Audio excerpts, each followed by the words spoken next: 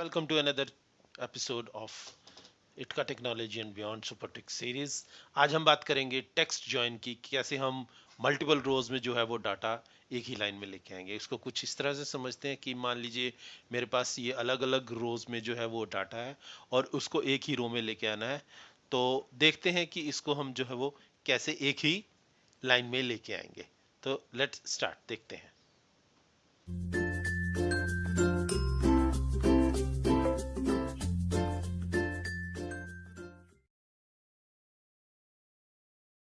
तो इस ट्रिक को समझने के लिए हम जो है वो एक सैंपल डाटाबेस ले लेते हैं। कुछ भी छोटे छोटे 3-4 जो सैंपल्स हैं वो मैं आपको सामने रखता हूँ। ये मैं सैंपल ले लेता हूँ और इस पे हम जो है वो यूज करेंगे कि कैसे इसको एक लाइन में। तो उसके लिए हम पहले क्या करते हैं, एक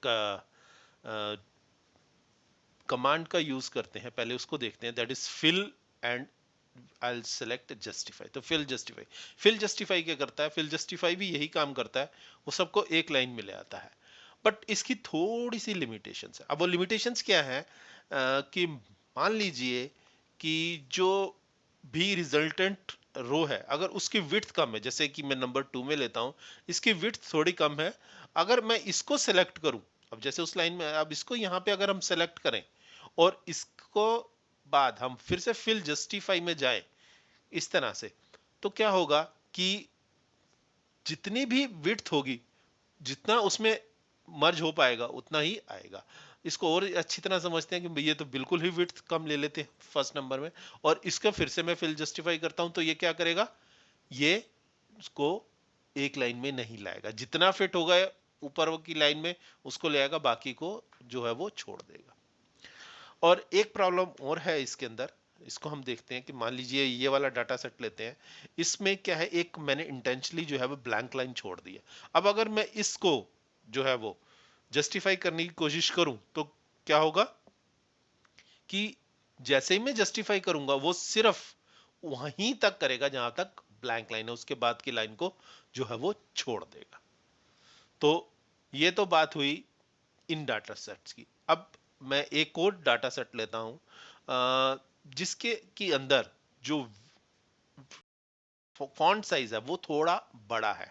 अगर इसको हम जस्टिफाई करने की कोशिश करें तो क्या होगा, ये देखिए, वो वहां पे इसने एरर मैसेज दिया कि ये जो है वो उसमें सेट नहीं होगा, और उसने उसको बल्कि फॉन्ट छोटा करके नीचे और स्पिल ओवर कर दिया। तो इसको ओवरकम करने के लिए हम एक नया फंक्शन यूज करते हैं, that is text join, which is available in office 365 and office 2019।